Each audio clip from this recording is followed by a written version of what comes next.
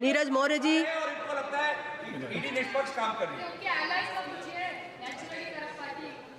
सभापति महोदय, आपने मुझे वित्त विधेयक 2024 में बोलने का समय दिया। मैं इसके लिए आपका आभारी हूं और मैं आभारी हूं आंवला लोकसभा की महान जनता का, जिसने अपना आशीर्वाद देके हमें आपके बीच में भेजा।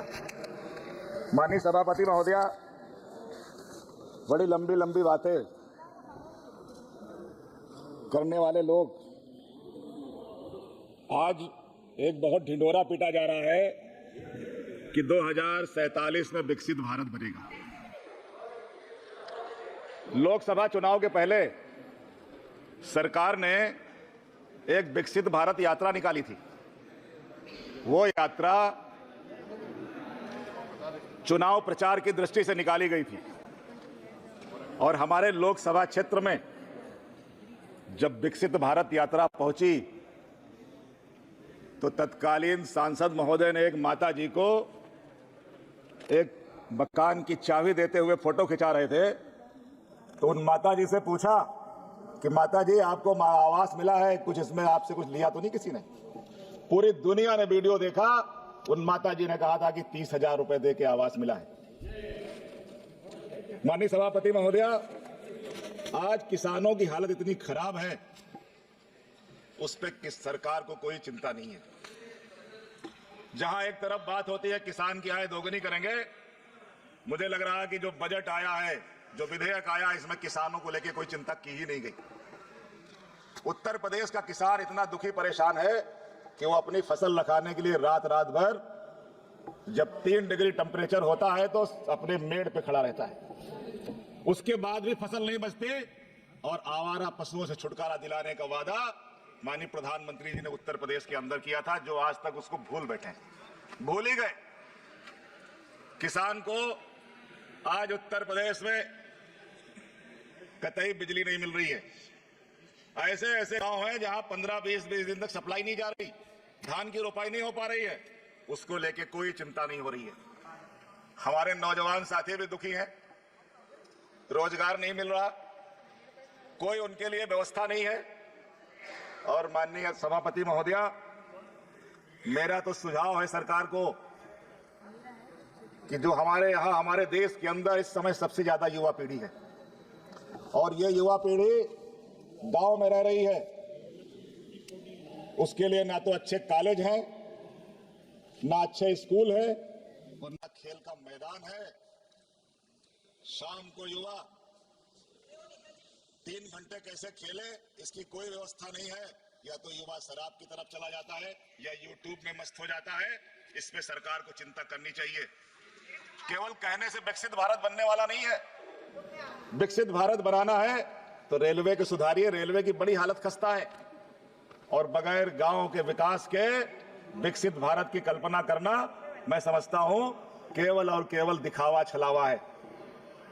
उत्तर प्रदेश के अंदर भाजपा से पहले जो सरकारें रही, माननीय नेताजी ने लोहिया गांव विकास योजना शुरू की थी और लोहिया गांव के माध्यम से गांव का विकास हो रहा था।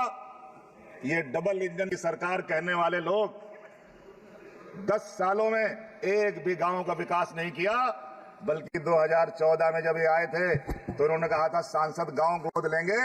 जो गांव गोद लिए गए उन गांवों में कोई विकास नहीं हुआ, वो गांव पहले से ज्यादा बदतर स्थिति में चले गए।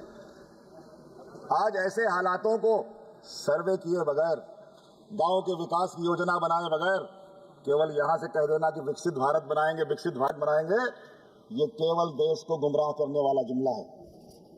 माननीय सभापति महोदय, जब 2014 में ये सरकार बनाने के लिए ये लोग प्रचार कर रहे थे तो माननीय प्रधानमंत्री जी ने कहा था कि विदेशों में काला धन जमा है। आज उस काला धन पे बात नहीं होती। माननीय प्रधानमंत्री जी को तीसरी बार मौका मिला है और तीसरी बार मौका मिलने के बाद भी सरकार सुधार की तरफ बढ़ी नहीं रही है। यहां पे जात की बात करेंगे, धर्म की बात करेंगे और गरीब की बात केवल भाषणों में होती है। गरीब का कल्याण कैसे हो, ये सरकार कहती है 80 करोड़ लोगों को हम राशन दे रहे हैं और एक तरफ कह रही है कि हमने 39 करोड़ लोगों को गरीबी रेखा से बाहर निकाल लिया। यानी कि हमारे देश के अंदर लगभग 120 करोड़ लोग गरीब थे। 140 में 120 करोड़ अगर लोग गरीब हैं तो आप समझ सकती हैं कि हमारे देश की क्या स्थिति है। ये हम नहीं कह रहे, सरकार का दावा है, ये सरकार का दावा है। इसलिए मैं तो आपके माध्यम से सुझाव देना चाहता हूं कि सरकार को जमीनी हकीकत पे आना चाहिए, जमीन पे आना चाहिए और जमीनी हकीकत से रूबरू होते हुए इस सदन के अंदर कुछ कल्याणकारी योजनाएं बनाई जाए जिससे इस देश का भला हो सके, वरना इतिहास माफ नहीं करेगा। आज हमारे यहां, मैं बरेली से चुन के आता हूं, आंवला से, अस्पतालों का बुरा हाल है। कोई भी हमारे यहां मेडिकल कॉलेज नहीं है, लोग परेशान हैं। और मैंने अभी स्वास्थ्य के बजट में भी कहा था कि प्राइवेट डॉक्टर्स हों, हॉस्पिटल हों, लूट मचा रखी है उन्होंने। आज इस वित्त विधेयक में कैसे हमारा किसान मजबूत हो, उसके लिए मेरा एक सुझाव है कि देश के अंदर अगर हम पेड़ लगाते हैं तो पेड़ लगाने के बाद पेड़ को हम काट नहीं सकते। अगर सरकार, जो औद्योगिक क्षेत्र में लकड़ी का इस्तेमाल होता है, रिहायशी क्षेत्र में होता है, उन लकड़ियों के पेड़ों को लगाने की अगर योजना कोई बनाए तो यहां से कानून बनना चाहिए कि अगर आप पेड़ लगाते हो तो आपको पेड़ काटने की भी अनुमति दी जाएगी। अगर किसानों को इनकम को बढ़ाना है, किसान को आगे बढ़ाना है, तो ऐसी कुछ कल्याणकारी योजनाएं बनाए बगैर हमारे देश का किसान समृद्ध होने वाला नहीं है। और चूंकि हमारे भारत देश की अर्थव्यवस्था पूर्णतया कृषि पे आधारित है, कृषि प्रधान देश है हम, और अन्नदाता ही सबसे ज्यादा अगर दुखी होगा, परेशान होगा, तो मुझे लग रहा है कि यहां पे बैठने वाले लोगों को भी कोई माफ नहीं करेगा। मान्यवर, उस पे तो अभी कुछ काम नहीं कर पाए, लेकिन मैं ये मांग करता हूं कि इस देश में एक शिक्षा व्यवस्था कब लागू होगी। एक देश में एक शिक्षा व्यवस्था अगर लागू कर दी जाए तो कल्याण शायद हो जाए लोगों का, क्योंकि प्राइमरी स्कूलों की स्थिति बहुत खराब है। गरीब का बच्चा पढ़ नहीं पा रहा है।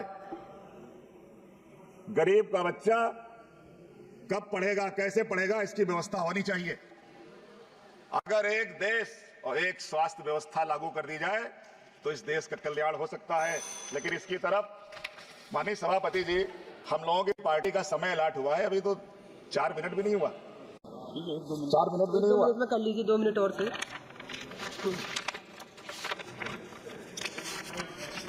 माननीय सभापति जी, वित्त विधेयक को मैं पढ़ रहा था। आम जनता से जुड़ा हुआ जो सबसे महत्वपूर्ण मुद्दा है इसमें, वो इनकम टैक्स का है। इनकम टैक्स का जो एक्ट है, इस एक्ट को 2019 में जब मोदी जी की सरकार बनी और तत्कालीन वित्त मंत्री जेटली साहब थे, तो उन्होंने कहा था इसको हम बदलेंगे। पूरे देश के अंदर लोगों से सुझाव मांगे गए, पूरे देश के लोगों से इस पे चर्चा की गई। अब जब जेटली जी नहीं रहे तो उसको इन्होंने ठंडे बस्ते में डाल दिया। आज जो ये एक्ट है इतना जटिल है, क्योंकि इसमें बार बार संशोधन हुए, वो इतना जटिल हो गया है कि लोग टैक्स जो देता है वो इसको उलझ जाता है इसमें। इसलिए हमारी माननीय वित्त मंत्री जी ने भी अपने भाषण में कहा है, स्वयं उन्होंने अपने बजटीय भाषण में कहा है और इस स्थिति को स्वीकार भी किया है। और ये उन्होंने स्वीकार किया है, ये वित्त मंत्री की जो असफलता है वो इसमें साबित होती है। माननीय सभापति जी, वित्त मंत्री जी ने कहा है कि हम 6 महीने के अंदर इस एक्ट को रिव्यू करेंगे, लेकिन उसके लिए कोई कार्य योजना कैसी है, उस कार्य योजना के बारे में कुछ भी नहीं बताया, कुछ भी विस्तार से नहीं बताया। इसलिए इसमें गंभीरता के साथ योजना बना के सदन को विश्वास में लेके सदन में यह बात रखी जाए जिससे आम टैक्स पेयर को कुछ राहत मिले। और दूसरा, जो अभी इनकम टैक्स का संशोधन आया है, उसमें सरकार ने कहा कि जो बचत स्कीमों के माध्यम से, चाहे वो LIC हो, चाहे PPF हो, या और कोई टैक्स की रिबेट वाली स्कीमें हो, उनसे जो लोग छूट लेते थे उसको भी इन्होंने खत्म करने का काम किया है। और इससे जो हमारे यहाँ के एक सामान्य लोग हैं, मध्यम वर्गीय लोग हैं, वो जो उनके अंदर एक बचत की भावना थी कि हम टैक्स पे छूट पाएंगे इसलिए कुछ बचत कर लें, उसका भी इस नई टैक्स प्रणाली से नुकसान हुआ है। इसलिए इसको भी दोबारा इस पे विचार करना चाहिए। मान्यवर 2 मिनट और दे दीजिए। और जो टैक्स है 30% का टैक्स, ये बहुत ज्यादा टैक्स है। कारपोरेट से 25% टैक्स लिया जाता है और एक जो आदमी एम्प्लॉय है जो काम कर रहा है, कम आमदनी है, उससे 30% लिया जा रहा। इस टैक्स स्लैब को भी ठीक करने की आवश्यकता है। और जो section 115 BAB of income tax का जो उत्पादन समय सीमा में विस्तार की भी आवश्यकता है। मान्यवर, इस धारा में भी जो 15% टैक्स की रियायत दी जाती है उसको भी और कम किया जाए, जिससे मैन्युफैक्चरिंग का जो क्षेत्र है उसमें बढ़ावा मिले। और कंपनी से जो कारपोरेट से 25% का टैक्स लिया जाता है, यही टैक्स पार्टनरशिप पे भी लगाना चाहिए, जो पार्टनरशिप की कंपनियां हैं। माननीय सभापति महोदया, जो बातें यहां से होती हैं उनको कैसे इंप्लीमेंट किया जाए जमीन पे, इसको लेके भी कोई न कोई यहां से एक कमेटी बननी चाहिए। हमारे क्षेत्र के अंदर एक विशारदगंज रेलवे स्टेशन है।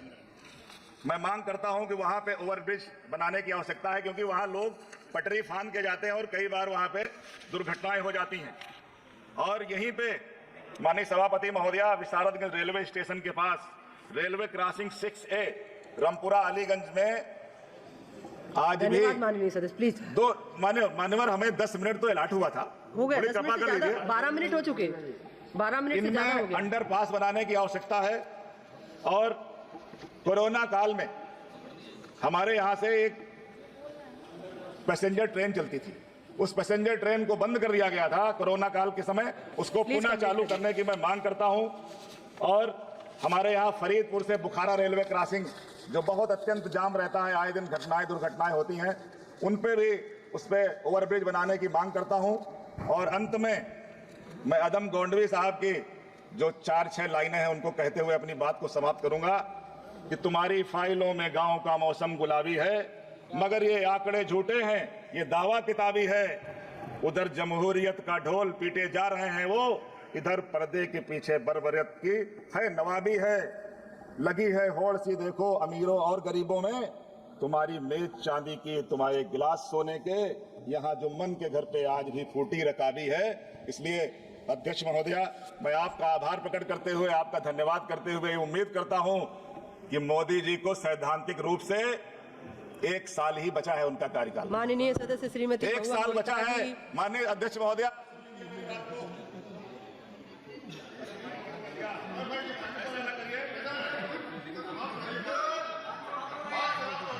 अरे 2 मिनट दे दीजिए।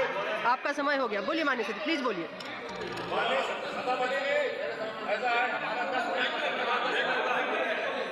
का और 10 मिनट का समय था, अभी 10 मिनट मेरे नहीं हुए। आप समय से ज्यादा बोल चुके हैं। मैं इसलिए कह रहा हूं सैद्धांतिक रूप पे माननीय मोदी जी का 1 साल का कार्यकाल है, क्योंकि माननीय मोदी जी ने नियम बनाया है कि 75 साल की उम्र के बाद ना तो चुनाव लड़ना है, ना मंत्रिमंडल में रहना है।